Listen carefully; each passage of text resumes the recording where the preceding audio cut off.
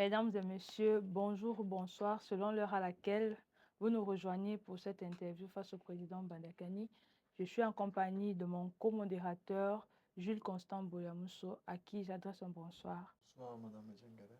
C'est un plaisir renouvelé de nous retrouver face au président Bandakani, cette fois pour parler des élections présidentielles américaines et leurs enjeux sur le Cameroun. Président Bandakani, nous vous adressons ainsi un bonsoir chaleureux. Bonsoir, Président. Bonsoir, Madame Charlotte Djengele. Comment allez-vous, Président? Ça va? Pas trop vous inquiéter pour moi, ça va. Dieu veille. Avez-vous un sujet d'actualité, sujet d'accueil?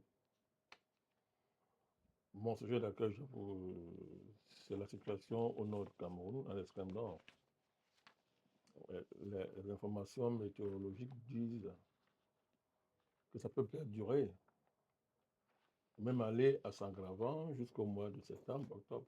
Donc nous devons être sur le qui-vive, en priant le vrai Dieu de nous aider afin d'éviter davantage de morts et obtenir la clémence de la nature, afin qu'on puisse déjà gérer ce qui est là, en souhaitant qu'il n'y ait plus une continuité de cette tragédie. Donc nous sommes très préoccupés par ce qui se passe à l'extrême nord de notre pays, et nous continuons à suivre la situation de très près. Nous allons le rappeler pour le plaisir de ceux qui nous écoutent. Le thème de cette interview porte sur l'élection présidentielle américaine et son enjeu sur le Cameroun. Président Bandakani, les élections présidentielles aux États-Unis sont prévues le 5 novembre 2024, dans environ 2 mois. Et si les États-Unis nous intéressent, c'est certainement parce qu'ils font partie des superpuissances. Et il faut qu'on le dise, le système électoral des États-Unis qui autorise les votes par correspondance a la particularité de faire recours aux grands électeurs qui, eux, ont la compétence exclusive d'élire le président et le vice-président des États-Unis. La simple évocation de ce thème, grands électeurs, renseigne sur le fait que tous les électeurs américains n'ont pas la même valeur électorale.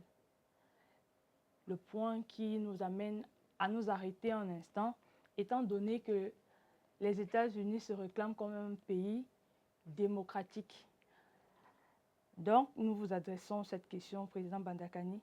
Le principe d'uniformisation démocratique occidentale qui se traduirait par l'égalité de tous les voix, la ferveur déclaration qu'ils ont l'habitude d'utiliser, one man, one vote, n'est donc pas valable pour les élections présidentielles aux États-Unis. Comment comprendre cette curiosité prétendument démocratique si propre au système électoral des États-Unis?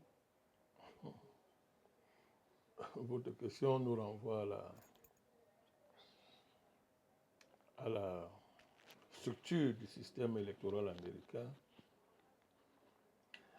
les conditions qui ont prévalu à son avènement,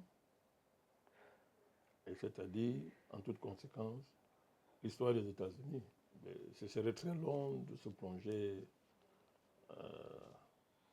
dans un voyage historique pour aller revisiter les fondements historiques du système politique américain et de sa nature démocratique. Mais puisque vous mettez la question sur la table, one man, one vote,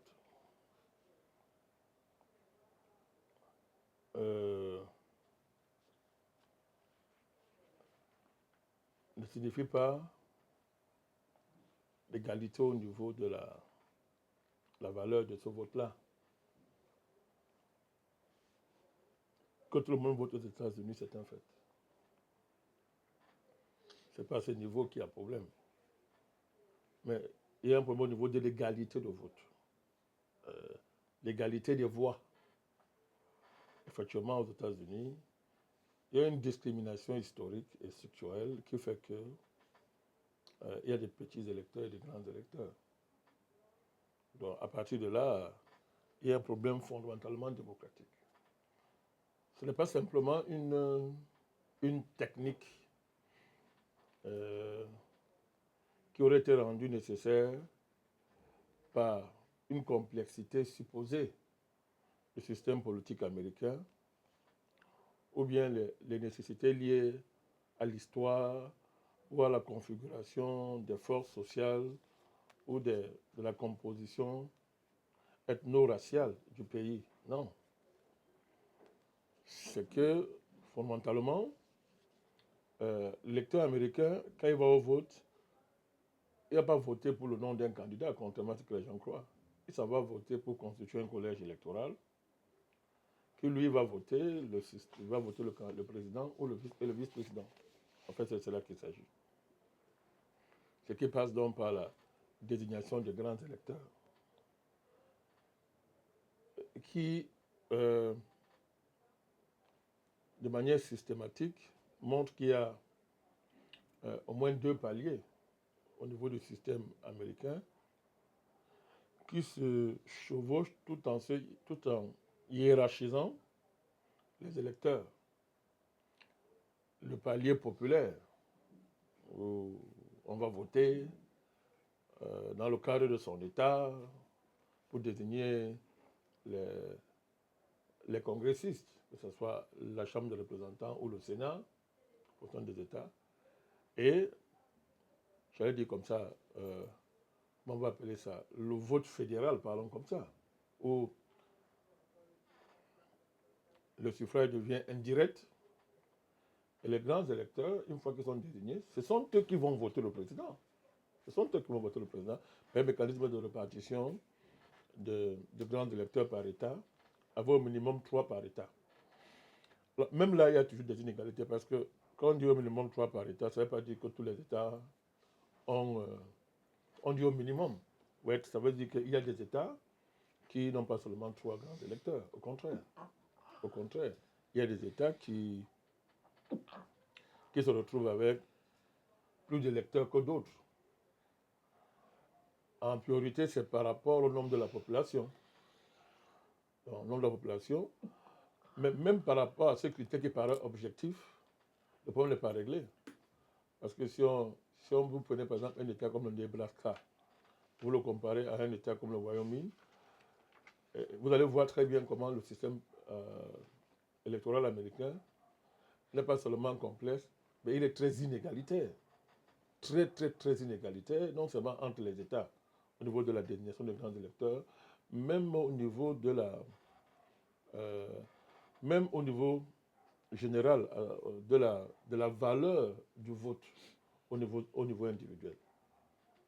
Donc, c'est un système qui est fondamentalement inégalitaire. Inégalitaire. Pour être plus concret, on va donner 2 cas pour que les gens comprennent. Vous pouvez gagner les élections au niveau du vote populaire. Vous allez le perdre au niveau des grands électeurs. Al Gore, on a vu ça avec Al Gore. Al Gore contre Bush. Al Gore avec des voix largement supérieures à George Bush. Mais les grands électeurs ont fait l'affaire à la fin. Al Gore a perdu les élections. Il y a même eu ça au niveau d'Hillary Clinton, de Donald Trump, la première élection qui avait opposé Donald Trump à Hillary Clinton. Hillary Clinton avait gagné l'élection au niveau populaire, hein. Mais au niveau des grands électeurs, elle a perdu. Alors que je croyais qu'il devait y avoir un différentiel au niveau des électeurs, des élections populaires de près de 3 millions de voix. Donc, ce sont les curiosités d'un système démocratique qui se dit démocratique, mais qui en même temps hiérarchise les électeurs. On ne sait pas fondamentalement sur quelle base ça se fait. Et hiérarchise même les États au niveau sous le couvert d'une représentation liée aux critères du nombre de populations. Mais en réalité, quand vous allez voir, même à ce niveau, comme je vous ai dit, les États ne se valent pas aux États-Unis. J'ai pris le cas du Nebraska, par exemple, et du Wyoming, mais ce ne sont pas les seuls cas. Nous ne sommes pas des experts du système, mais ce sont des éléments incontestables. Donc,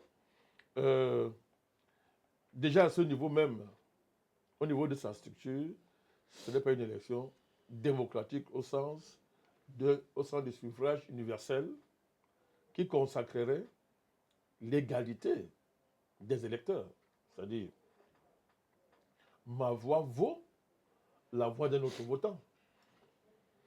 À ce niveau, déjà, à ce niveau-là, il n'y a pas, c'est pas le cas. Mais son caractère antidémocratique est encore plus affirmé lorsque on analyse le point de vue des forces socio-économiques et de la réalité de la réalité socio-technique des élections aux États-Unis. C'est un système électoral où l'argent domine. Ça, c'est très fondamental aux États-Unis. C'est l'argent qui domine, ce sont les lobbies organisés qui dominent, et ces lobbies ont réussi à légaliser la corruption de tout le système politique américain. C'est-à-dire, le système politique américain est un système légalement corrompu. Et ça, c'est la double corruption. Première corruption, c'est au niveau de la structure, je viens de l'expliquer, le système électoral dans son ensemble. Au niveau de la valeur des votes, nous allons démontrer ça. Le deuxième niveau de corruption, c'est, je vous ai dit, au niveau de l'omnipotence de l'argent, l'omnipuissance de l'argent, le règne de l'argent. L'argent commande le vote aux États-Unis. L'argent commande le vote à tous les niveaux. Hein. L'argent commande le vote aux États-Unis. Les lobbies dirigent le vote. Les lobbies contrôlent le Congrès américain au niveau du Sénat, la Chambre des représentants. Un lobby comme AIPAC, l'AIPAC c'est le lobby pro-israélien, c'est l'exemple que je prends. Vous ne pouvez pas diriger les États-Unis si vous n'êtes pas en phase avec l'AIPAC. Malgré les évolutions des structures représentatives des Juifs aux États-Unis, qui ne manifestent plus une unité dans leur structure, l'AIPAC reste très puissant. Comment vous faites pour être président des États-Unis si vous n'avez pas réglé votre démarche avec les intérêts juifs représentés par l'AIPAC, les intérêts israéliens? Voilà un exemple. Mais tout ça est légalisé, hein. C'est légal, ça pose aucun problème. Mais pourtant, c'est de la corruption. C'est de la corruption en plein jour. En plein jour. C'est un exemple parmi tant d'autres.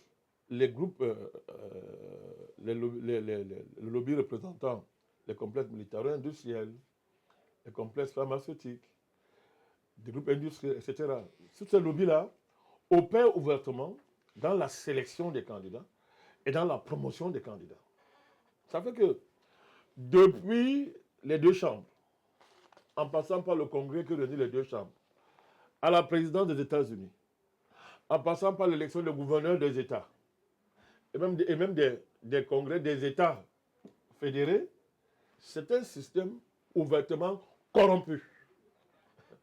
À cette différence que c'est normalisé, c'est banalisé, c'est-à-dire c'est légal. Donc, à partir de là, je ne veux pas finir sans convoquer le cas du président américain. En fait, comment pour être élu président des États-Unis si vous n'êtes pas porté par les milliardaires? Vous faites comment? Il faut être à mesure de mobiliser des milliards dans le cadre des comités de donation. Je crois qu'aux États-Unis, ce sont les comités d'action civique, qui lèvent les fonds. Et généralement, ce sont les milliardaires qui sont en première ligne pour financer la campagne du président. Sauf à croire qu'aux États-Unis, les classes sociales n'existeraient plus, pour ne parler que de classe. On voit bien que c'est le règne de l'argent. Donc, c'est un système fondamentalement inégalitaire, corrompu, antidémocratique, dans sa structure systémique et dans le rapport de ce système à l'argent.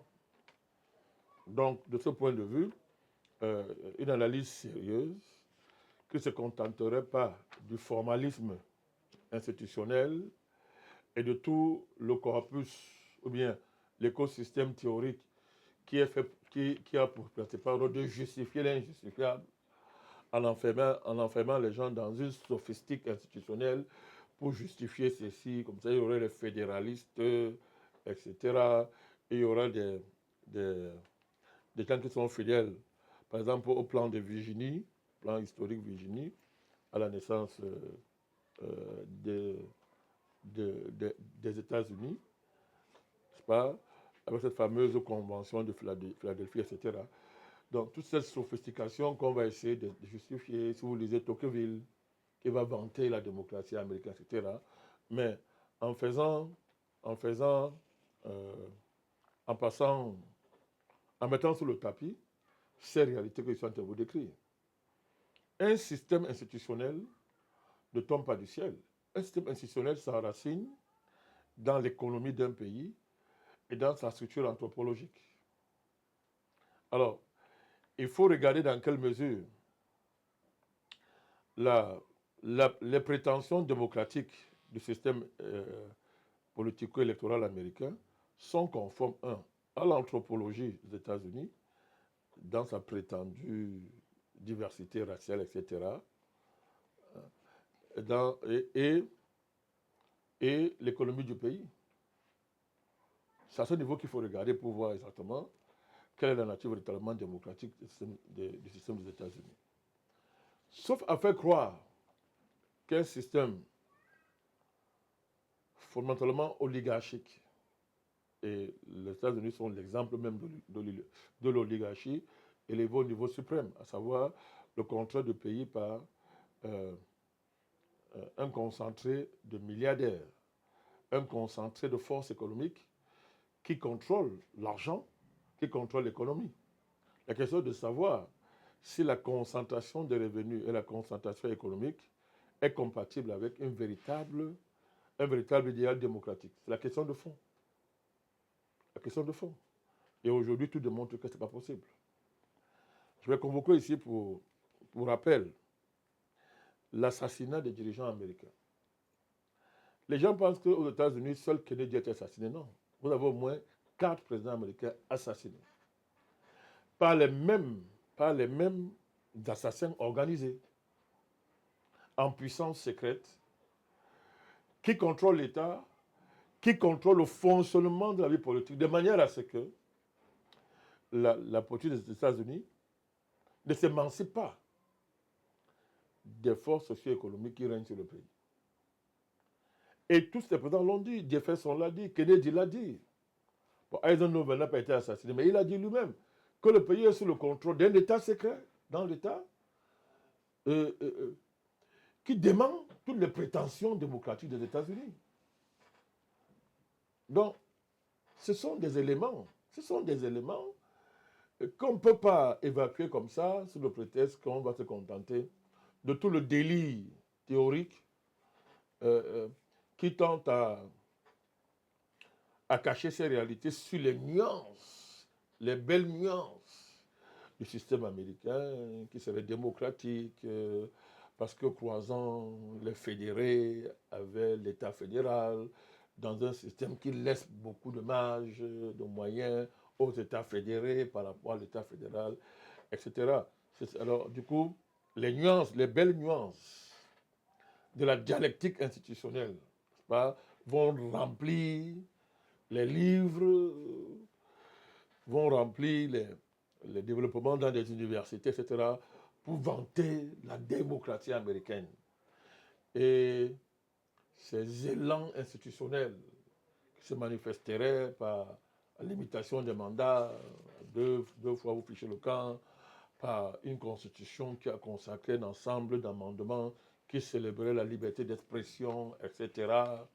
C'est pas que ce soit le pays de la liberté où personne n'est menacé dans la libre expression de ses opinions, etc., etc.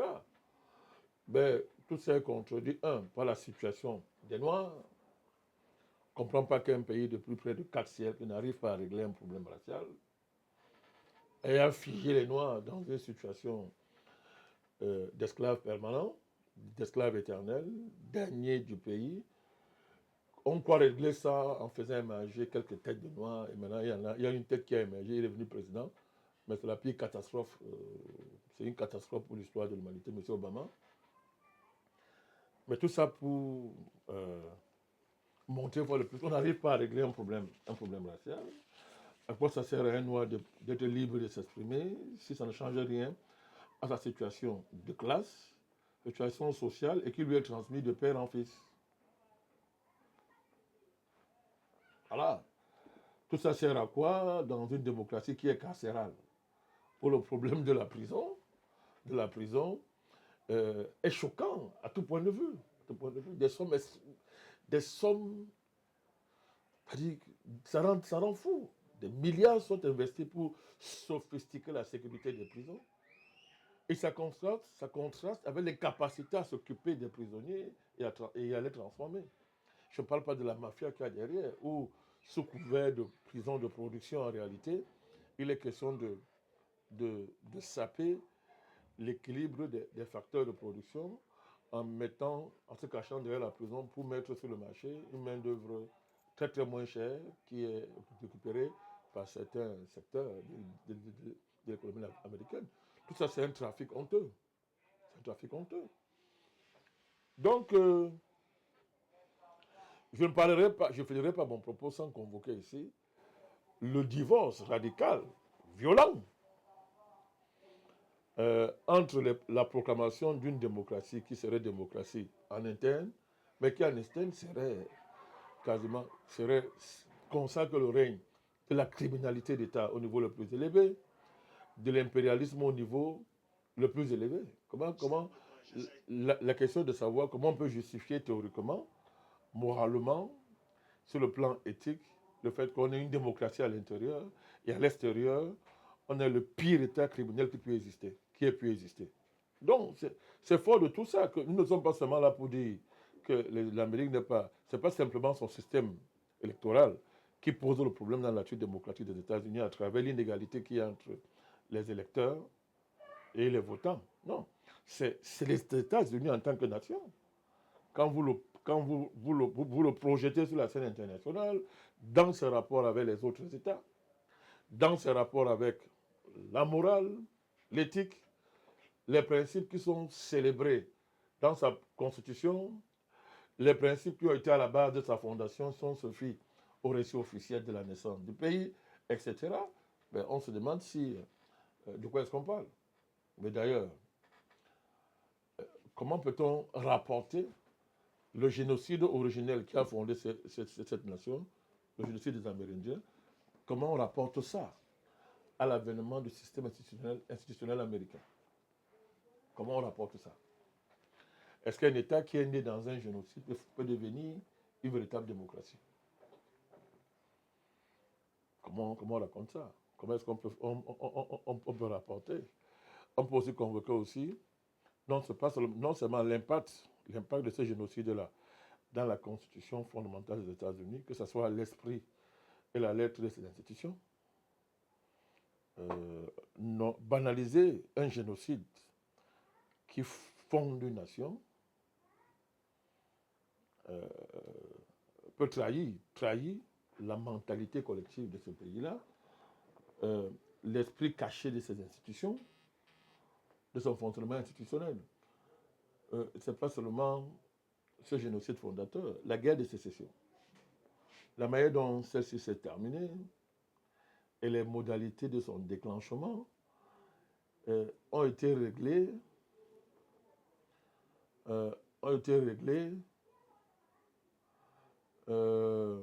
par un accord historique entre les forces qui s'affrontaient pour qu'on ait le pays qu'on a aujourd'hui au niveau de sa constitution et de sa configuration économique. Dans quelle mesure cette guerre n'a pas contribué à bâtir, n'a pas contribué à, moi je vais appeler ça, elle a contribué à définir la personnalité institutionnelle des États-Unis. Je le dis parce que quand on regarde les évolutions de ce pays, une deuxième guerre de sécession est-elle à exclure? Toutefois, là, ce ne serait pas le débat sur l'abolition de l'esclavage, mais ça sera la coupure entre les tenants du nouveau capitalisme américain et les tenants de la vieille école capitaliste américaine, qui se sentent largués par un ensemble d'évolutions qui, à terme, ravivent les tensions sécessionnistes.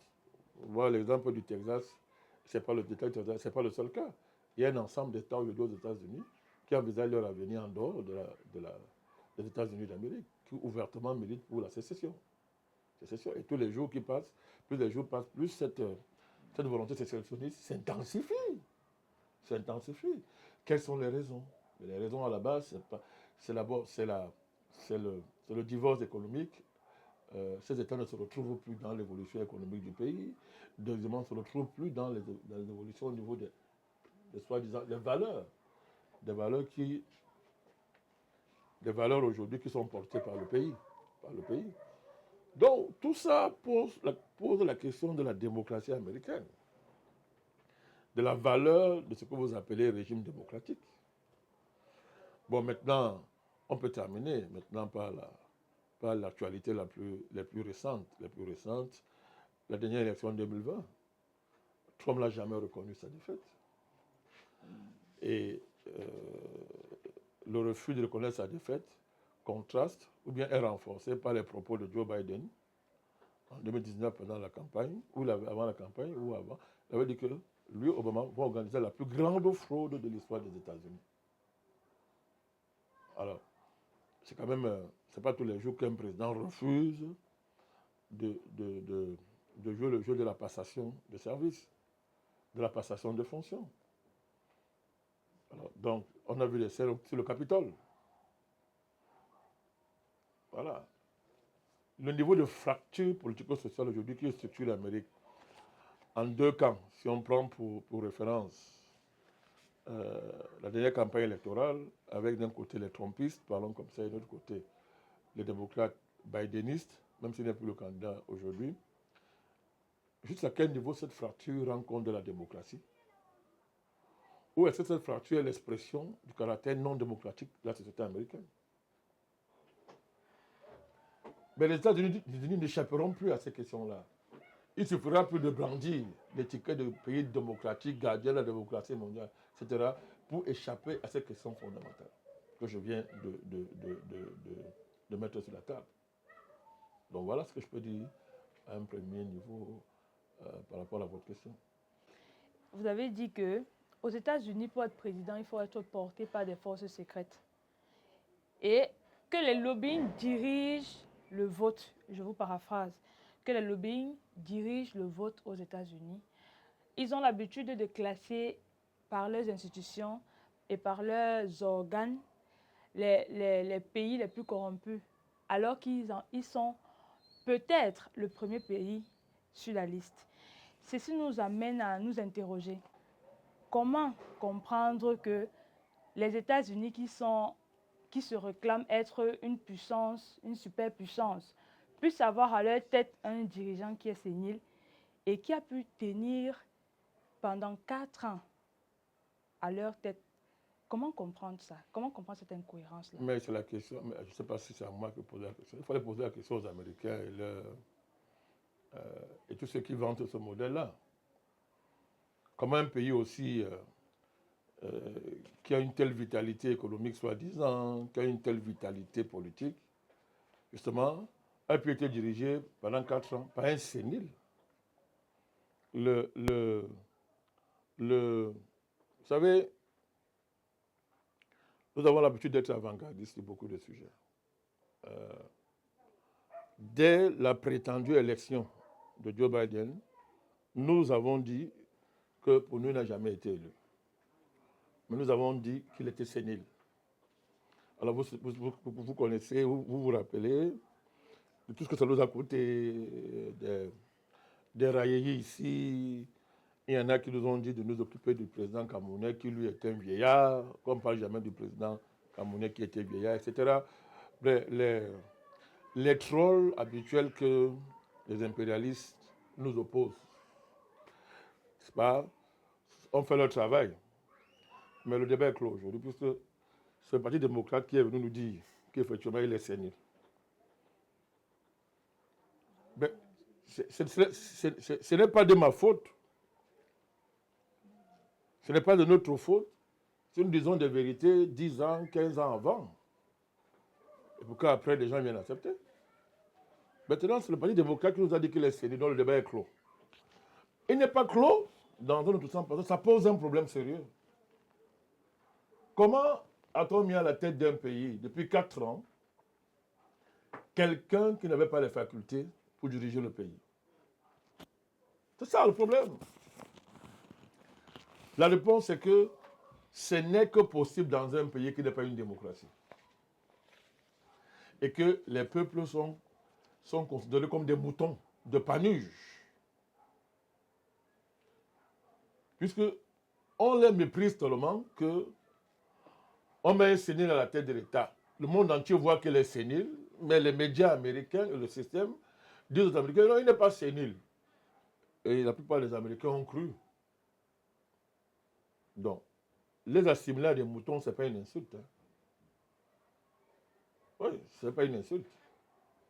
Parce que une démocratie, si on se réfère à Tocqueville, suppose la vitalité des mouvements associatifs de ce qu'ils appellent société civile, qui sont censés être les vigiles, les gardiens de la démocratie.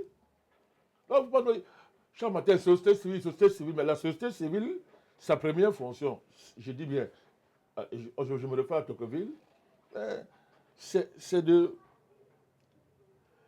s'assurer que le mandat qu'on a donné à quelqu'un est réel dans le sens où il exécute le mandat qu'on lui a donné et que les électeurs sont censés exercer un contrôle pendant ou bien avant le vote.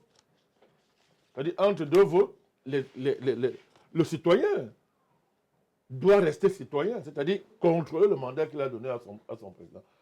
Comment donc les citoyens américains n'ont pas été en mesure de constater, dans le cadre de leur société civile et de leur associationnisme qui a tant plu à Tocqueville, comment ils n'ont pas été en mesure de constater que leur président était doublement sénile? Parce qu'il n'était pas seulement sénile, doublement sénile. Comment ils n'ont pas pu se rendre compte? Alors, c'est quoi une démocratie qui n'est plus vécue de l'intérieur par les citoyens? Madame Charlotte Djengele. C'est quoi une démocratie? Quoi qu'on dise, c'est-à-dire qu'on peut écrire tous les théories du monde pour vanter une démocratie. On peut écrire dans le livre que non, vraiment, puisque les universitaires, quand ils sont enfermés dans leurs livres, peuvent inventer le monde qui n'existe pas. C'est-à-dire, ça, on appelle ça, la spéculation théorique n'a pas de limite. Donc, le meilleur du monde est possible dans les livres. Donc, on peut vous raconter tout ce qu'on veut sur la réalité démocratique américaine, mais la seule preuve concrète, c'est que cette réalité soit vécue concrètement par les citoyens. Mais comment peut-on expliquer qu'une démocratie vivante, les populations qui sont censées l'animer et lui donner vie, n'ont pas été à mesure de constater que leur président était doublement sénile?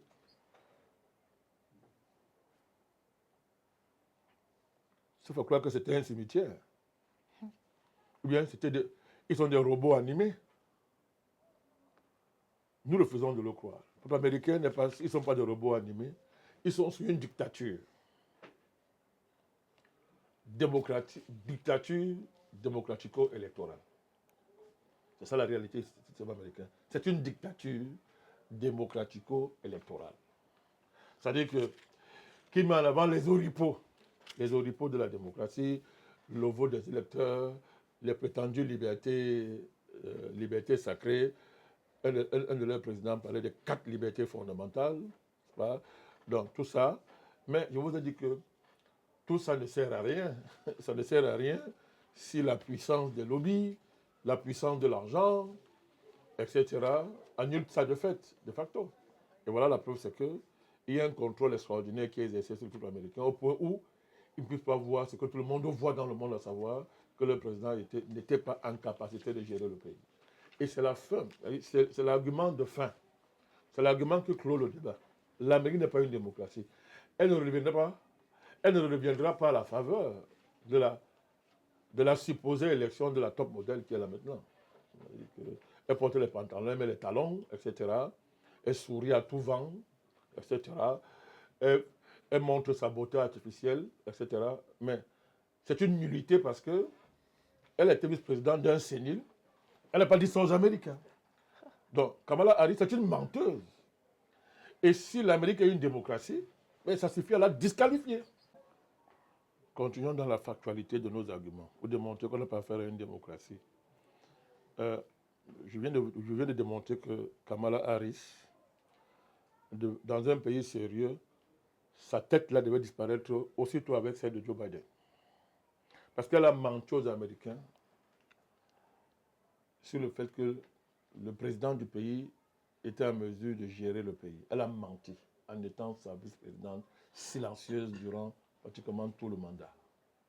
Elle n'est pas crédible. C'est une mafieuse, c'est une menteuse. On ne remplace pas une telle décrépitude morale par les pantalons et les talons et les sourires.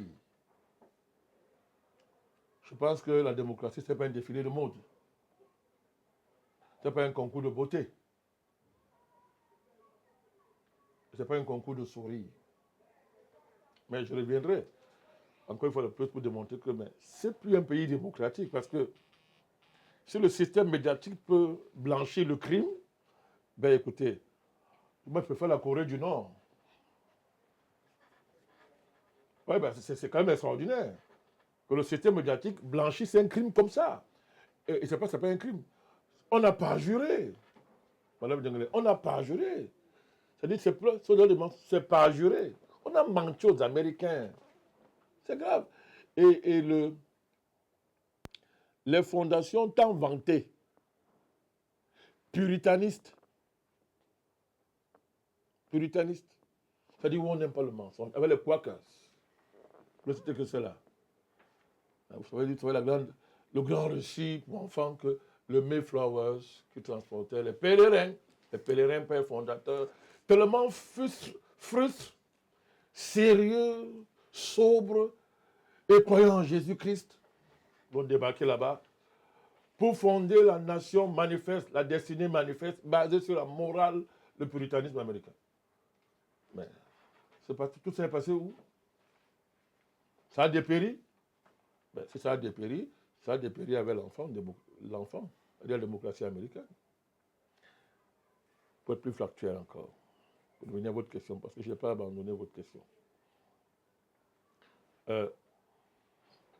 D'abord, Joe Biden a été plébiscité lors de la primaire. Madame Kamala Harris était là. Mais c'est grave. Vraiment, on peut se poser les vraies questions s'il y a encore un peuple aux États-Unis. Ce sont les histoires de démocratie qui sont venues. Le peuple souverain, le démos, le peuple souverain. Je ne sais pas quel est l'endroit où on réunit le peuple pour voir qu'il est souverain, mais ils nous ont dit le démos, et tout ça s'est imposé à nous tous. Nous sommes dans tout ça.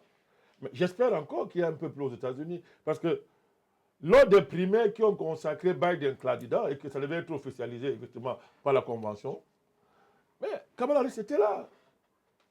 Mais Joe Biden a battu tout le monde. Il n'a même pas eu de rival. Est-ce qu'il a même eu un rival?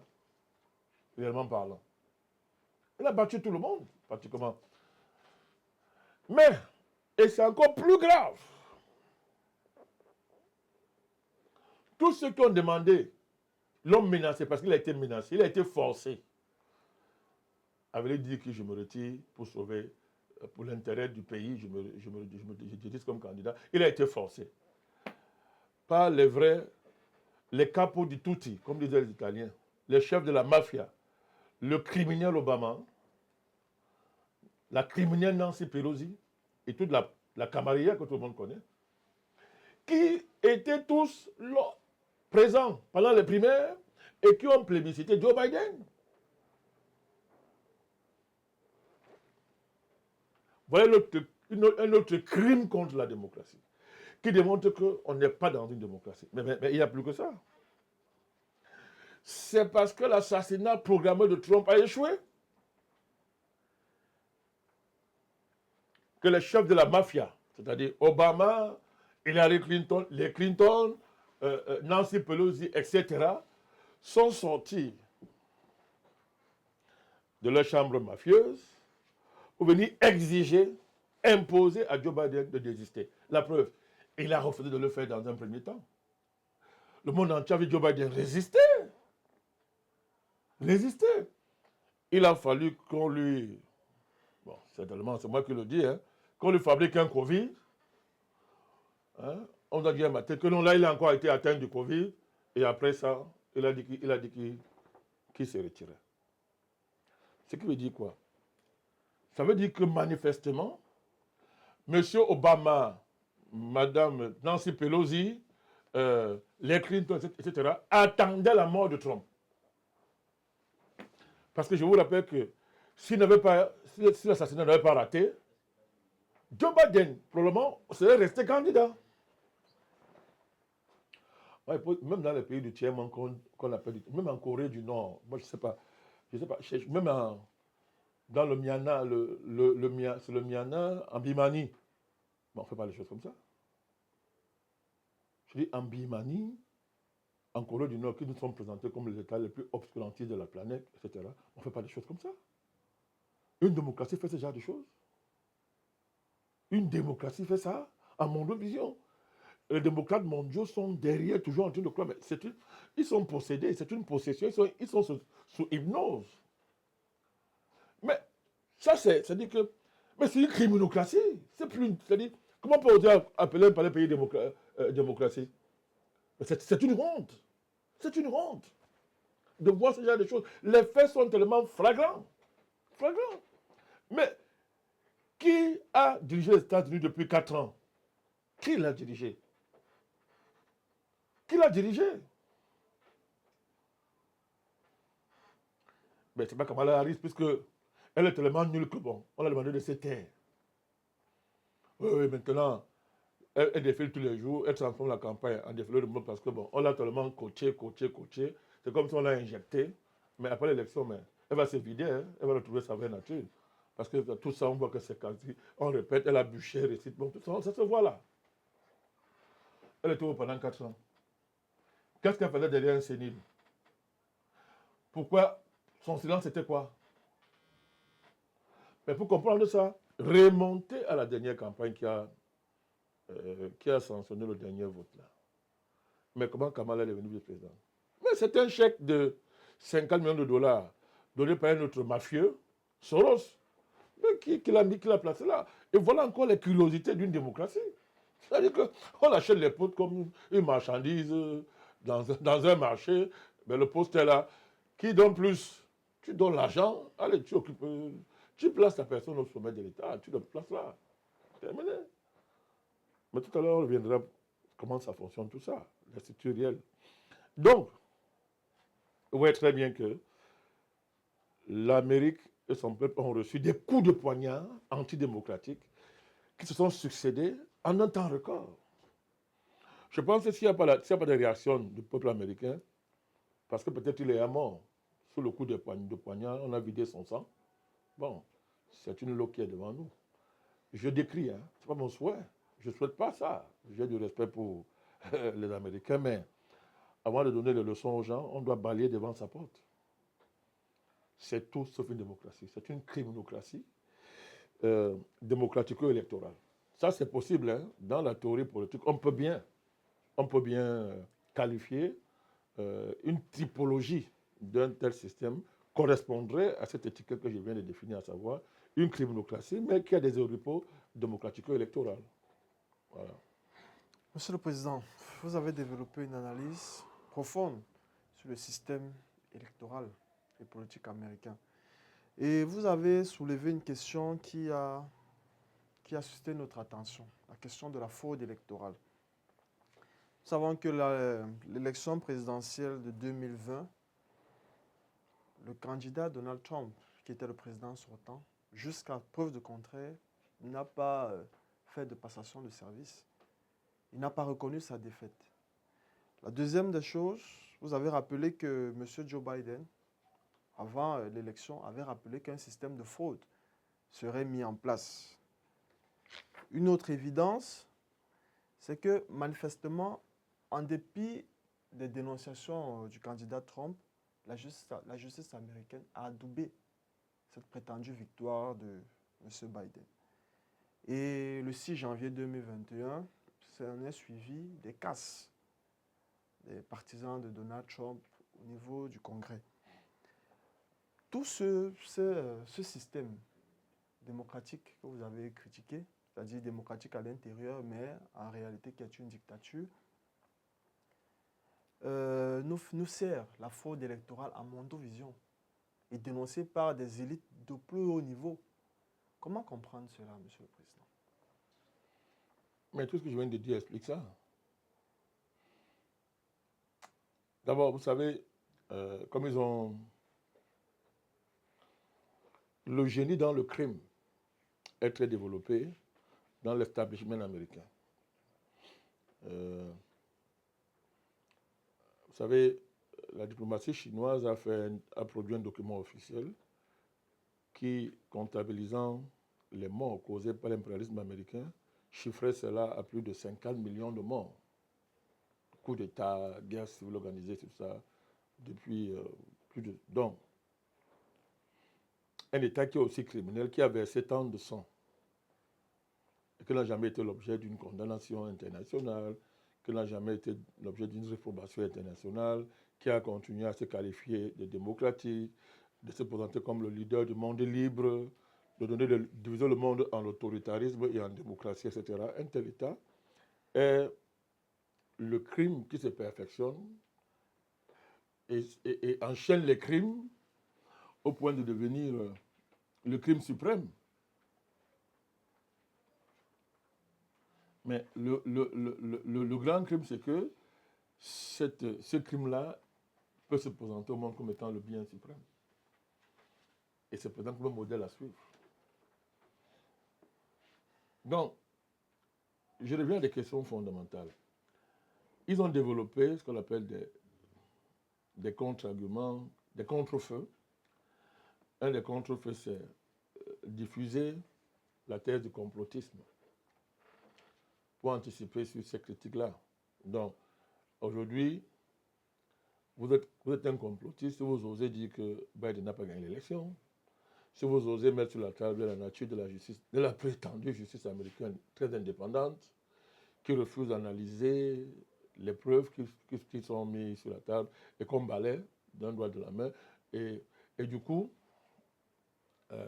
alors que les défauts du système de vote par correspondance sont largement supérieurs à cet avantage, au point où d'autres pays occidentaux refusent, qualifient ce système de vote-là de non démocratique. C'est-à-dire que dans tous les pays occidentaux, on connaît que le vote par correspondance, ses avantages sont très inférieurs à ses désavantages et qui ne permettent pas l'expression de la vérité démocratique, l'expression de la vérité du suffrage.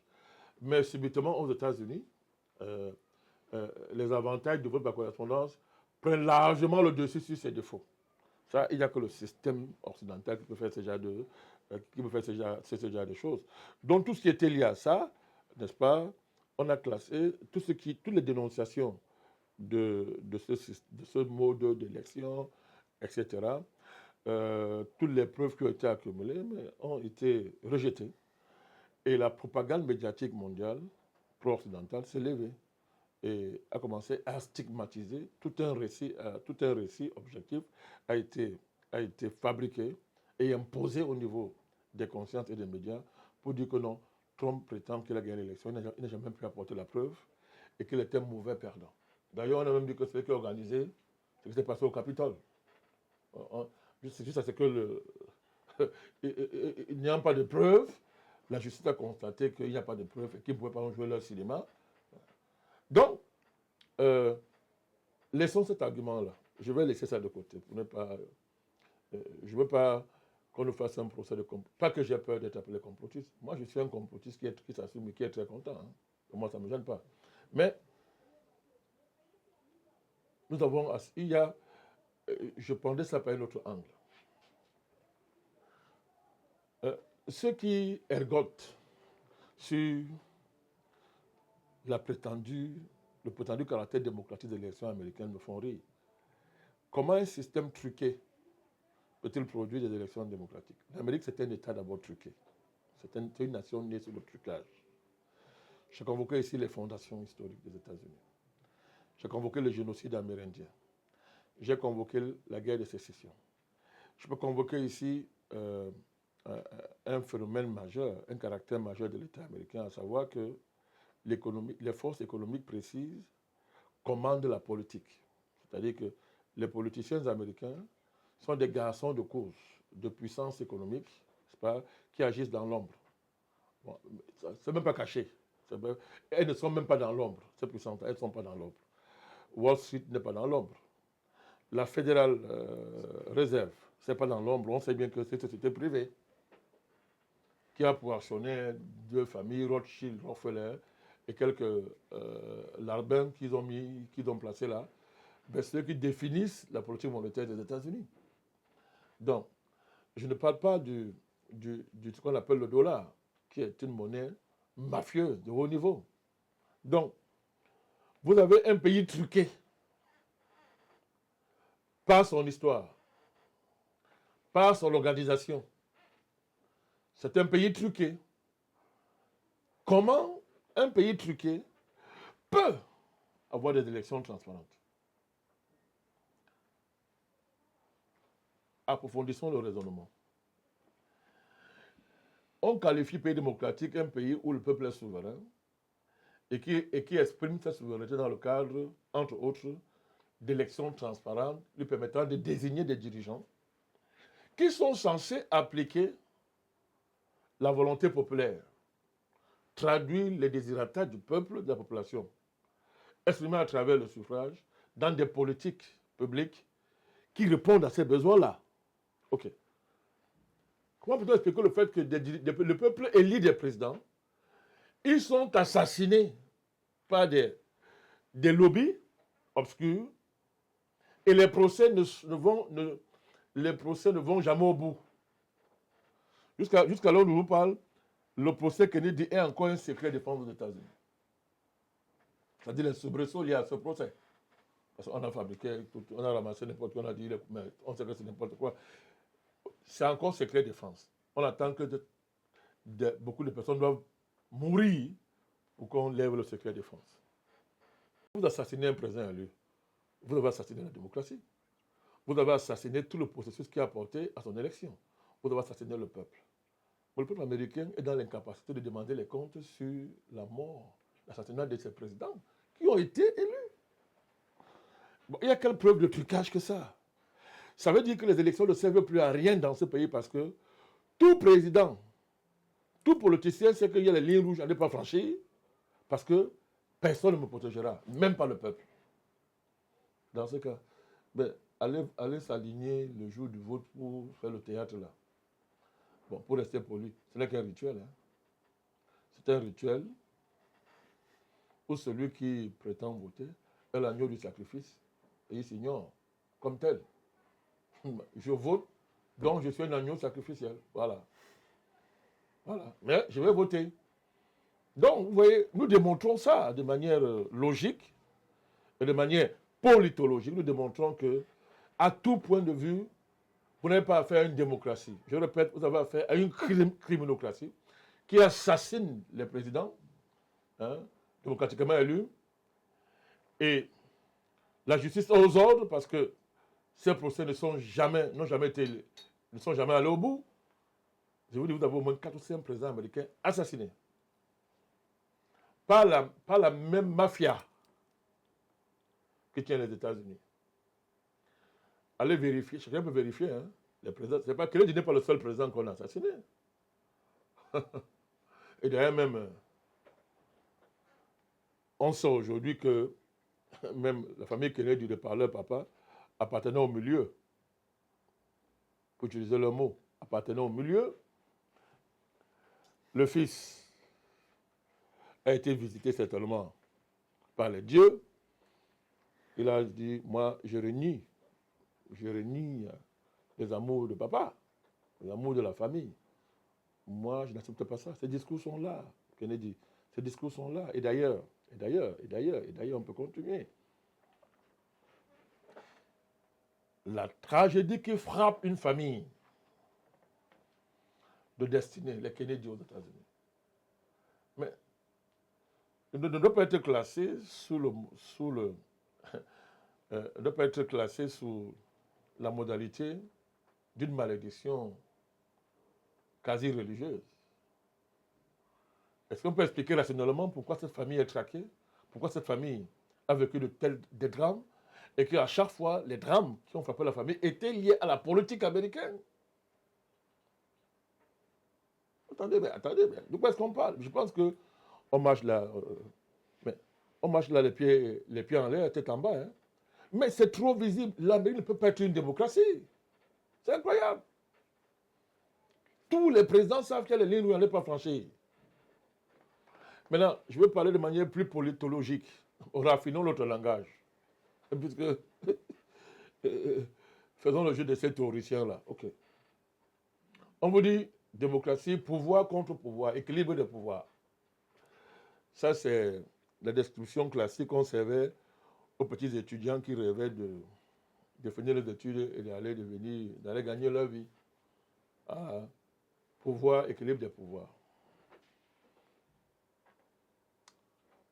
Rapidement, faisons une sociologie rapide de la société américaine. Il y a des pouvoirs institutionnels et des pouvoirs factuels qui sont là, de fait. Voir si c'est un pouvoir. On peut nier ça? Bon. Le complexe militaro-industriel, c'est un pouvoir. On peut nier ça? Les banques sont un pouvoir. Le complexe médiatique, les présidents Kennedy l'ont dénoncé, même Nixon l'a dénoncé, etc. Le complexe médiatique aux États-Unis. Tous ces pouvoirs sont contrôlés par qui? Qui contrôle Wall Street? Puisqu'on est dans une démocratie. Wall Street devait être soumis à la volonté populaire. Alors, on a dit oui, aucun problème me dit. Les lois antitrust, je parle de Wall Street d'abord. Combien d'Américains sont au fait de la réalité que le fait que la Federal Reserve soit une société privée a un grand impact sur l'avenir du pays. Détermine l'avenir du pays plus que 1 milliard de votes qu'il ferait aux États-Unis. Comme les Américains savent que la nature de la Federal Reserve et sa composition actionnariale est supérieure au suffrage universel. Commande le suffrage universel. Combien d'Américains le savent? Combien d'Américains savent que leur service secret, la CIA, en particulier, alors que l'esprit des institutions, l'esprit de la Constitution et l'esprit même des institutions américaines, le principe est que un service secret américain ne doit pas aller faire des opérations à l'extérieur. Mais combien d'Américains sont au fait des crimes répétés et successifs de la CIA à l'étranger, pour le compte soi-disant des États-Unis?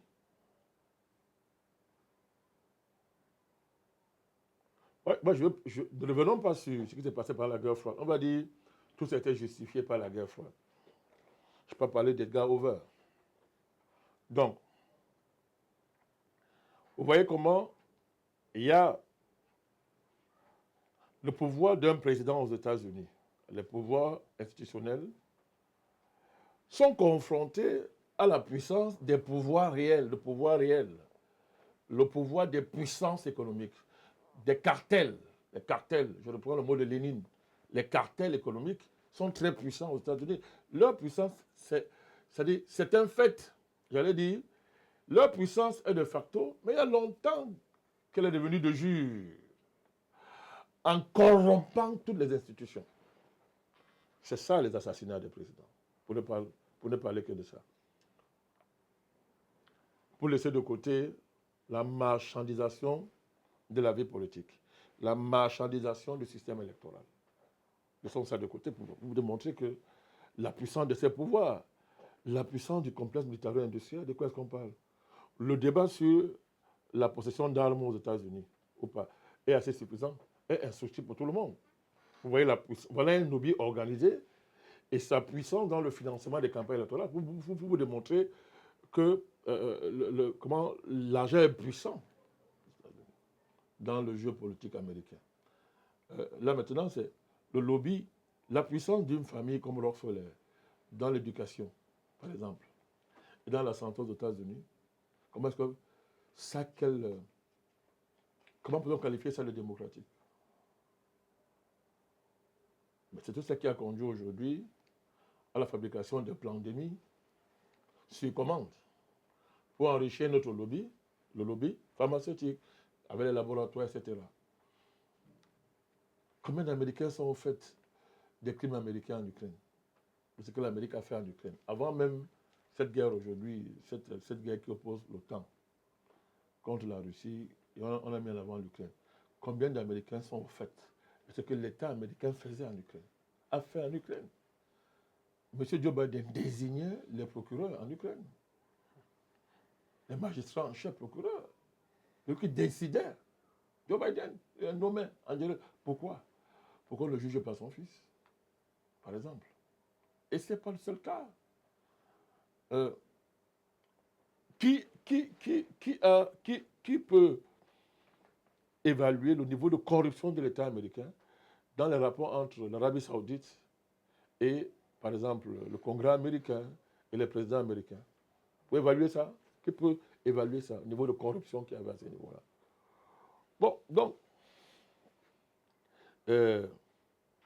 d'ailleurs, je laisse de côté les attentats, ce qu'on appelait quoi? Le drame national du 11 septembre. Des thèses s'affrontent. Restons pour rester vraiment le peuple pour se disant, des thèses s'affrontent. Et parmi les thèses, de plus en plus boostées par les arguments, la thèse que l'État américain a tué les Américains pour justifier ce qui va se suivre par la suite. L'envahissement de l'Afghanistan et de l'Irak. Comment est-ce qu'on analyse et fait une adéquation entre le départ, tel qu'on l'a vécu, des troupes américaines d'Afghanistan et la santé démocratique du pays? Donc, vous voyez que comment un président fait? On dit un pouvoir élu pour 4 ans. Ok, d'accord. Si sa politique doit déterminer le sort du pays, par-delà les subtilités et la réalité du fédéralisme américain, si le président est censé impacter la vie de toute la nation, mais comment va-t-il mettre en œuvre une politique sans rapporter celle-ci aux intérêts de tout le pouvoir que je viens de vous citer, le pouvoir médiatique, le pouvoir financier, les marchés, le pouvoir bancaire, le pouvoir industriel, militaro-industriel, pharmaceutique, etc. Toutes ces puissances-là rendent compte à qui?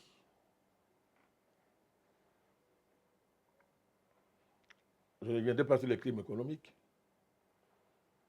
Les différentes bulles qui ont explosé aux États-Unis, la dernière c'est les subprimes, mais avant ça il y a eu beaucoup de bulles. Il y a eu l'explosion de la bulle à l'époque, de l'explosion de bulles liées à Internet, etc. Plusieurs bulles économiques, spéculatives qui ont explosé. Trouve-t-on normal que des multinationales montent des bulles, s'enrichissent et que le passif de ces bulles-là soit simplement fourgué aux populations du pays?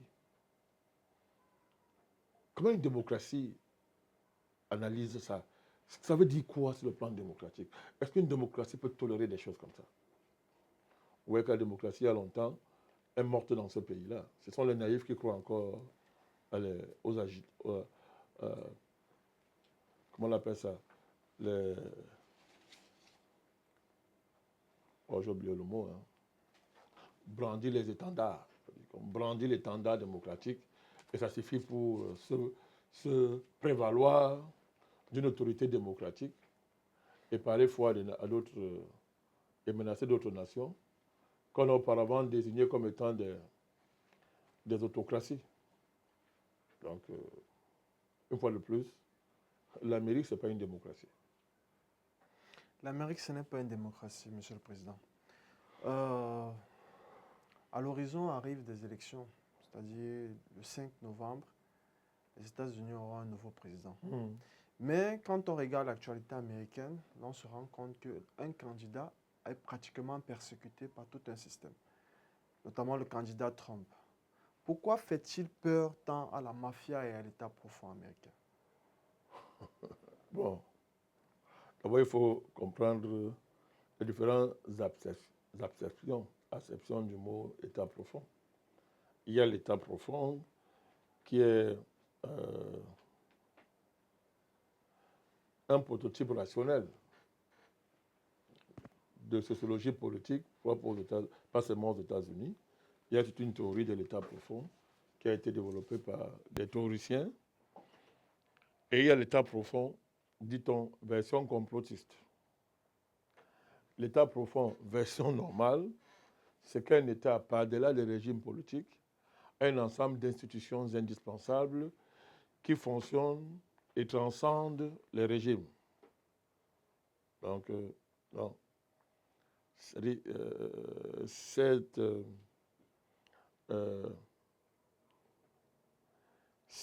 éléments de l'État, ces institutions de l'État profondes parce que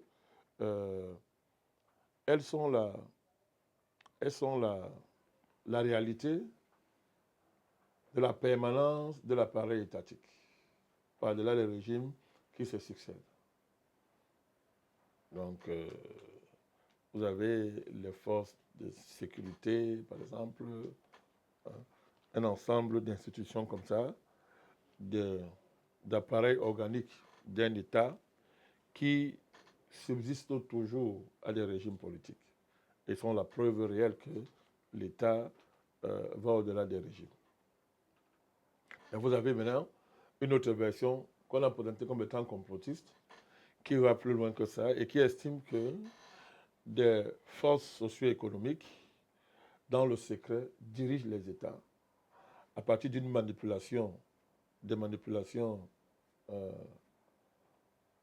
des manipulations structurées autour d'un type d'appartenance à des sociétés secrètes, à des réseaux qui n'ont rien à foutre du suffrage universel et de la volonté du peuple, etc.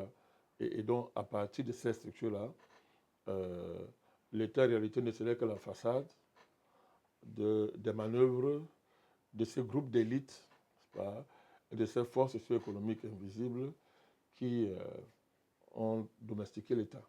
Il y a ces deux acceptions de l'État profond. Il faut toujours avoir en tête quand on aborde ce sujet. Mais une fois que j'ai dit ça,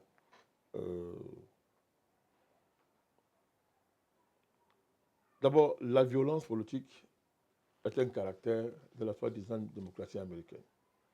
J'ai parlé des assassinats des présidents, j'ai parlé du racisme et la question des Noirs, qui s'est traduit par les pogroms, etc., des persécutions extraordinaires que des Noirs ont subies dans ce pays-là et continuent d'ailleurs de subir.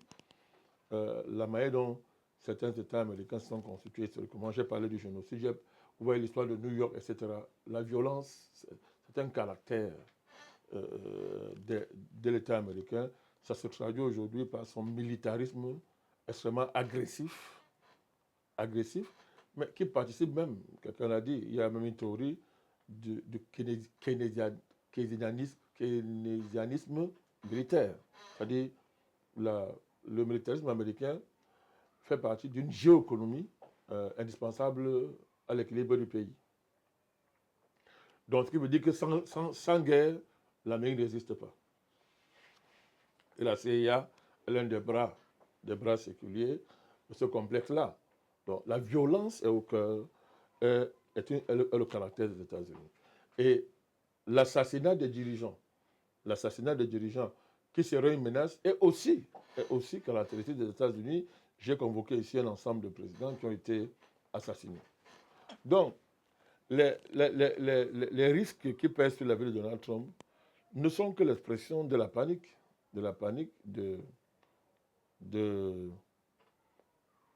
on dit ça, des classes dominantes et des forces socio-économiques qui tiennent les États-Unis et qui n'ont pas intérêt à ce que ce pays devienne réellement souverain, dans le sens où il s'émanciperait de ces forces-là. Donc c'est ça, cette panique-là. Et ces forces-là sont prêtes à tout. Tout à l'heure, je vous expliquer la séquence. La séquence où Biden subit les pressions visant à l'amener à désister lorsque l'assassinat programmé de Trump échoue. Et on a vu ce qui s'est passé avec la patronne du FBI avant qu'elle démissionne. Les circonstances de la première tentative de l'assassinat de Trump sont scandaleuses. Ce n'est pas simplement...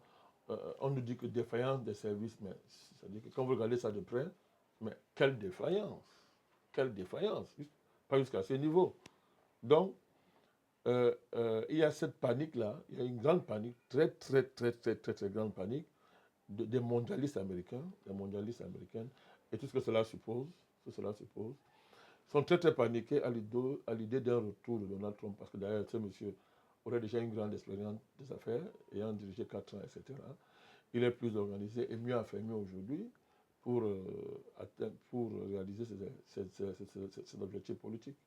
Donc c'est une panique réelle. Et l'Amérique a souvent réglé ses contradictions politiques par le meurtre et l'assassinat. On n'est pas dans quelque chose de nouveau. Président Madakani, Je vous en prie.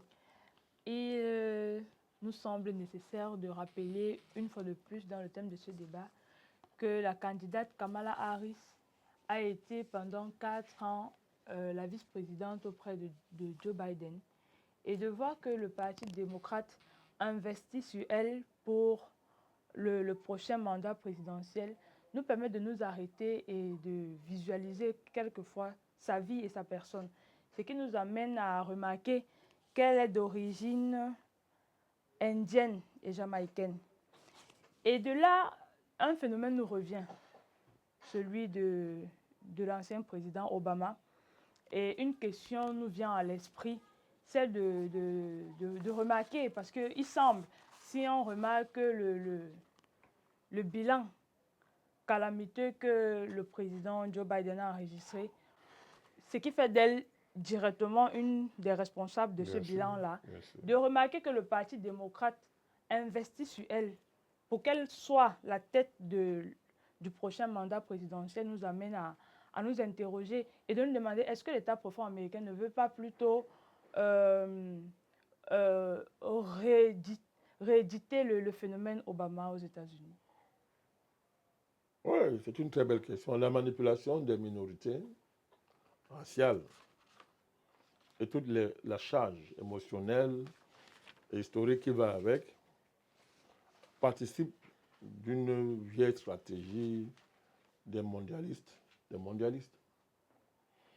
Donc, en même temps qu'elle ne croit pas à la race, en même temps qu'il ne croit pas à la race, et méprise tout ce qui va avec les racines culturelles des peuples et les anthropologies des peuples, mais elle n'hésite pas à manipuler ce genre de questions.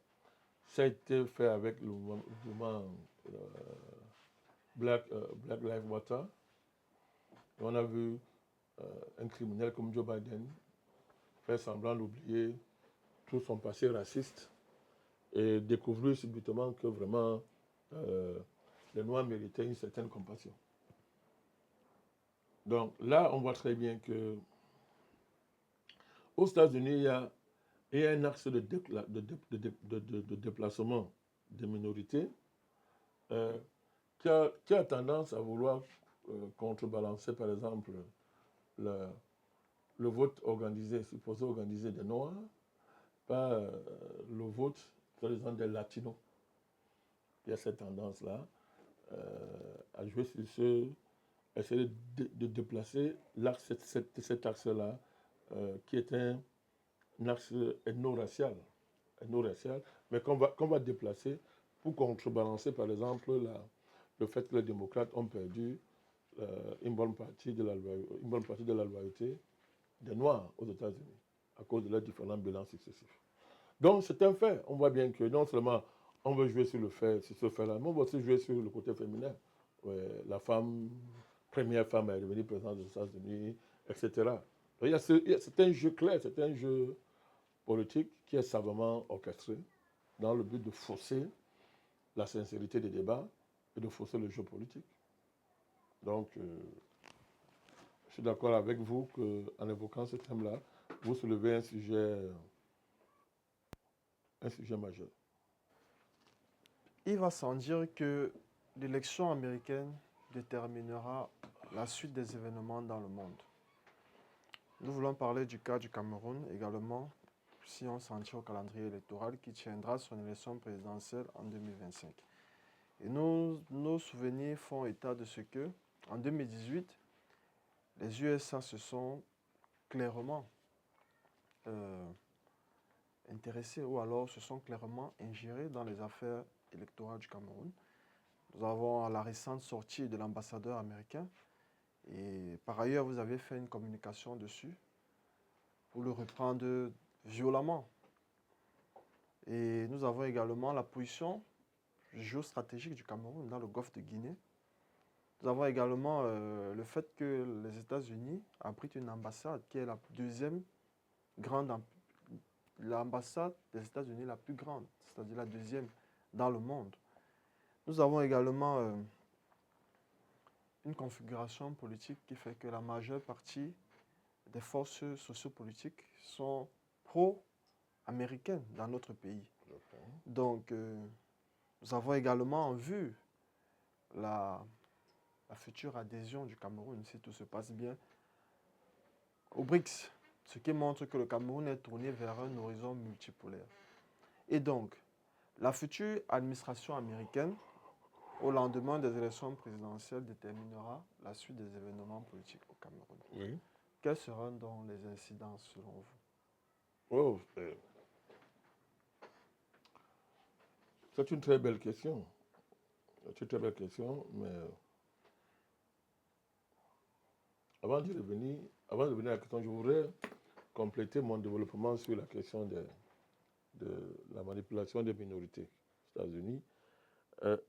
Tout ça est fait sous le couvert d'un cosmopolitisme politique. Or, l'Amérique serait le pays où on a dépassé les enjeux raciaux, le carré des races. C'est un pays carrément qui s'est postmodernisé et qui n'est plus dans ce schéma quasi primaire. Mais la réalité est que ce cosmopolitisme de façade vise à masquer, je le répète une fois de plus, le caractère profondément injuste de la structure économique du pays et la concentration de revenus qui en découle dans la minorité de quelques milliardaires, vise à masquer ça à travers une soi-disant générosité au niveau de la citoyenneté qui se serait émancipée des carcans de la race. Mais derrière tout ça, comme je l'ai dit, il y a un grand jeu savamment organisé et bien pensé, opposer les minorités pour, dans le cadre de la, comment on appelle ça, dans le cadre de l'électoralisme. Alors, pour revenir à votre question, il est évident que le Cameroun, qui est au cœur du golfe de Guinée, révèle un caractère stratégique pour les États-Unis. Et d'ailleurs, je suis même, on peut même dire plus d'ailleurs, c'est-à-dire que l'Occident dans son ensemble sait que son sort va dépendre en grande partie, en très grande partie, de la situation camerounaise. D'ailleurs, nous avons développé cet enjeu lors du dernier congrès du NMP. Nous avons suffisamment expliqué ce que nous avons appelé l'internationalité du Cameroun. les Camerounais peuvent ne pas être trop au fait de cette situation, mais les Occidentaux, eux, sont au fait, les Américains en particulier. Donc, d'où la, d'où la, la, d'où la, je vais appeler ça. Vous faites très bien de vouloir établir le lien entre cette élection américaine et, et le Cameroun. Pour comprendre ça, il faut lire l'histoire du Cameroun. Les différents enjeux que ce pays a charriés en termes d'attractivité sur les puissances coloniales, les missions même chrétiennes qui sont arrivées ici. Et une analyse de toute cette dynamique-là va vous démontrer que le Cameroun, vraiment, il a un statut international. Et que c'est-à-dire que c'est un enjeu majeur de l'avenir de notre pays. C'est un enjeu majeur. Cet enjeu de l'internationalité de notre cher et beau pays. À la suite de ça, il est évident que la politique américaine dans le golfe de Guinée obéit à un ensemble de paramètres qui ne varient pas, hein, peu importe les changements de façade. L'Amérique doit garantir cet approvisionnement en matières premières. L'Amérique doit assumer le rôle qu'elle s'est elle-même donné, à savoir les gendarmes du monde. Et cela à tous les points de vue. Donc, fort de tout ça, le Cameroun était un pays majeur avec lequel on ne peut pas jouer. Le Cameroun, c'est un pays majeur. Et d'ailleurs, la crise dans le Nozo a achevé de convaincre ceux qui faisaient semblant de ne pas voir sur la manière dont les Américains, dans le cadre du Cameroun, envisagent la défense et la promotion de leurs intérêts. Avec les Nozo et l'Ambazonie, vous avez le prototype idéal de la façon dont fonctionnent les Américains quand il est question de mettre une région sous leur contrôle. D'abord, on crée une géopolitique du chaos. On déstabilise la région ou le pays par l'érection d'un chaos qui rend le pays ingouvernable, en fait un no man's land. Mais ça profite d'abord essentiellement aux Américains en particulier et aux Occidentaux en général. Donc, le Cameroun n'échappe pas à ça. Il y a le Nozo, il y a aussi Boko Haram. Boko Haram qui a sévi. Il y a la situation de toute l'Afrique centrale, et jusqu'au Tchad, qui sert de maillon intermédiaire avec l'Afrique de l'Ouest. Donc, c'est un très grand enjeu. C'est un très, très grand enjeu, d'autant plus qu'une pareille configuration fait du pays quelque chose qui peut être assimilé au talon d'Achille de tout le système international tel qu'il est organisé actuellement. Il y a un enjeu, ça c'est l'enjeu géopolitique parlant comme ça, mais il a un corollaire au plan interne. C'est le devenir des bourgeoisies néocoloniales qui ont vu le jour à la faveur de la mise en place de ce régime néocolonial. Donc cette élite-là se pose des questions et se positionne dans l'après-Biya de manière à ce qu'elle ne perde pas, on dit ça, le fil des événements, qu'elle ne soit pas brutalement déclassée, pour ne pas dire totalement humiliée. Donc, du coup, il y a une alliance naturelle qui lie tous ces réseaux-là au réseau français et au réseau américain. Prenons le cas d'un monsieur comme Arafat. Les Américains ont exigé ouvertement sa libération en avouant ouvertement que c'est leur gars, que M. Marafat est leur agent, par exemple. Bon, quand vous regardez les postes que Marafat occupe au Cameroun, vous avez là un exemple parfait de la manière dont on infiltre un pays et un État dans le but d'obtenir de lui un ensemble de concessions, un ensemble de privilèges qui vont dans le sens des priorités d'une diplomatie quelconque. Et en l'occurrence, c'est le cas des Américains. Vous avez dit garantir leur approvisionnement, déjà, et il faut que le pays soit en cohérence avec leur stratégie militaire. Vous savez qu'ils ont créé des Africom ici, des Euro, tout ça, partout ils ont créé ces choses-là dans le cadre de leur tradition militariste de la vie internationale. Donc, quand ils viennent vers vous, soit vous les assurez les matières premières, soit vous les servez de base opérationnelle pour les opérations militaires, etc. Donc, tout ça traduit le caractère, à la limite, vital du Golfe de Guinée pour les États-Unis d'Amérique. Et le pays qui est au cœur du Golfe de Guinée, c'est le Cameroun. C'est le Cameroun. Vous voyez très bien les liens. Bon, les choses sont claires à ce niveau-là. Donc, cette élection va certainement avoir un impact, c'est clair, un impact sur notre pays. Parce que notre pays ne peut pas ne pas suivre les élections aux États-Unis et qui va devenir président. Donc, ça va avoir un impact majeur, non seulement sur le Cameroun, mais surtout le Cameroun, mais aussi sur le sol du monde et de toute la région Afrique centrale. Ça aura vraiment un grand impact. Il faut suivre ça de très près. Je terminerai pour conforter mon argument, à convoquer ici les BRICS et le monde multipolaire. C'est un très grand défi pour les Américains. Très grand. D'ailleurs, nous sommes là au dernier, comment ça, au dernier, comment on va appeler ça,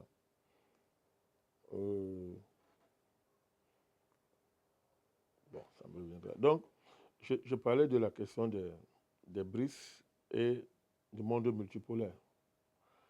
Les pays africains ces derniers temps-ci en général, les pays, et le Cameroun en particulier, on l'a vu au début du conflit ukrainien, quand les Occidentaux et les Américains donnaient des veto, des ultimatums aux pays africains de s'aligner derrière. Donc, un pays comme le Cameroun, vous avez observé, tout le monde a observé son positionnement. Le Cameroun a refusé de s'aligner derrière. Bon, ben, il y a un ensemble de tests législatifs qui ont été votés aux États-Unis visant à punir sévèrement, y compris aller jusqu'au niveau d'assassiner les dirigeants et les leaders d'opinion, tous ceux qui vont commercer avec la Russie. Ça a été dit. Donc, je rappelle tout ça pour vous montrer qu'il y a un véritable enjeu. Il y a un véritable enjeu dans le Golfe de Guinée, en général, mais surtout, et en conséquence, avec ce qui concerne l'État du Cameroun. Donc, les bourgeoisies locales camerounaises réagissent par un ensemble de stratégies de classe, s'assurer une très très bonne réputation au niveau du FMI, de la Banque mondiale, mais tout ça est sous le contrôle américain, vous savez. Donc, essayer de rassurer, n'est-ce pas, leur tuteur étranger sur le fait que, bon,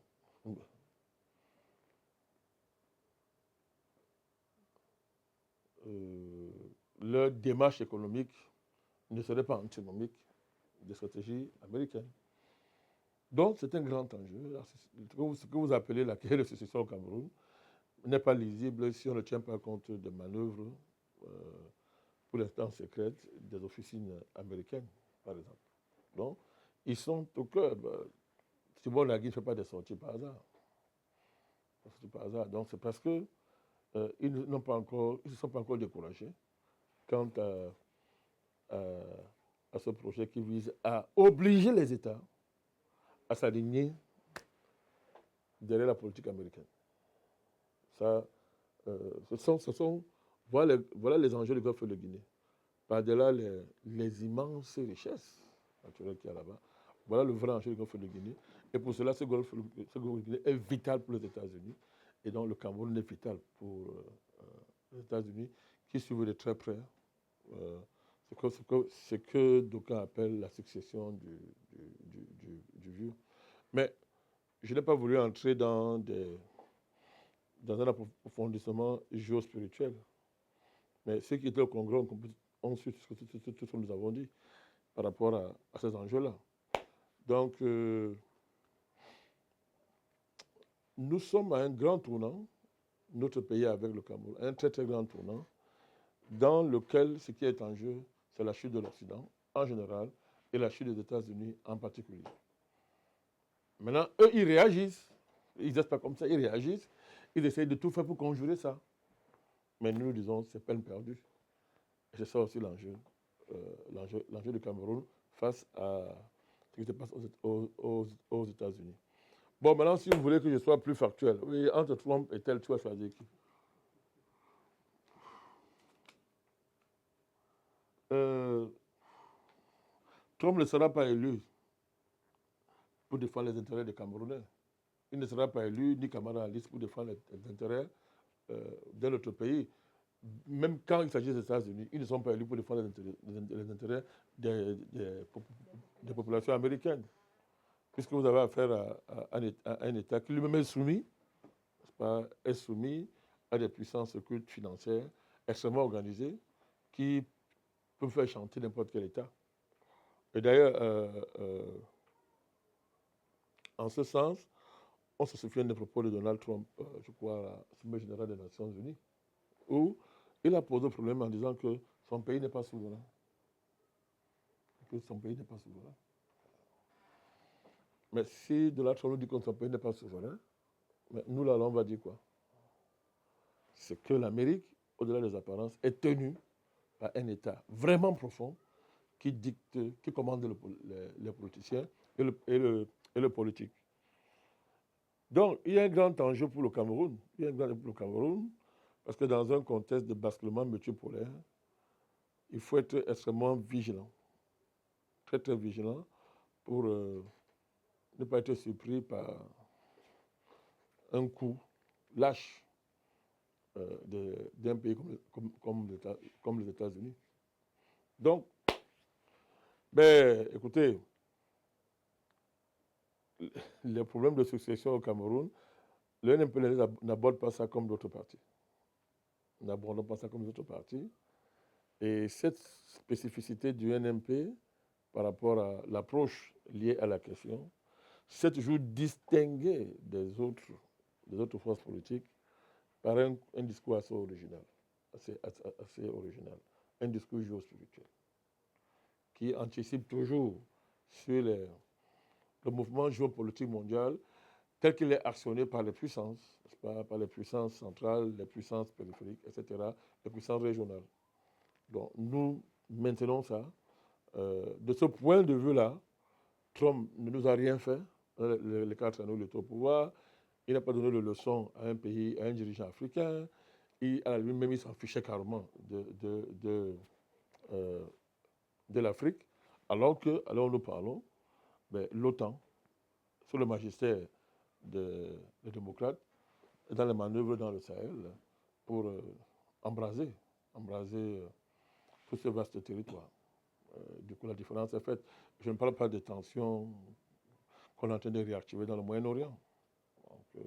Chacun voit très bien qu'il y a une soif de guerre de la part d'un parti, le Parti démocrate, qui certainement agit pour le compte des puissances qui vendent les armes et qui ont intérêt à ce que la guerre perdure partout. Donc, la différence est très faite entre cette démarche-là et celle de notre. Merci, Président Bandakani, d'avoir disposé de votre temps pour cette édition face à vous et face à l'actualité. Nous finissons cette émission en retenant que le slogan que les États-Unis brandissent, c'est-à-dire One Man, One Vote, ne signifie pas que tous les votes sont égaux. Oui. Ne signifie pas que tous les votes sont égaux. Ce qui nous permet de conclure par vos mots que les États-Unis ne sont pas une démocratie, mais plutôt, je vous répète, une criminocratie. À nous revoir, à très bientôt, Monsieur le Président. Nous sommes très heureux d'avoir passé cette entrevue avec vous. Nous remercions toute l'équipe qui accompagne ce travail. Nous vous remercions pour l'effort supplémentaire que vous avez fait pour le bien de nos internautes. Nous saluons la commodération avec M. Bouyamousso Jules Constant. Merci. Nous terminons cette émission sur ces mots et nous souhaitons de nous revoir à très très bientôt pour une nouvelle édition. Nous saluons votre immensissime dans des questions politiques, géostratégiques et géopolitiques. Nous sommes très heureux de vous avoir auprès de nous et en espérant que ce soit pour le bien de tous nos internautes. À très bientôt, au plaisir. Ben, le plaisir était le mien. Nous sommes au service de leur activité qui nous lie à ceux qui, à nos abonnés, à ceux qui croient à ce que nous faisons, qui sont attachés à la page officielle du parti, en attendant les développements qui suivront quant à l'évolution numérique de nos plateformes. Merci, Monsieur le Président. C'est moi qui vous remercie.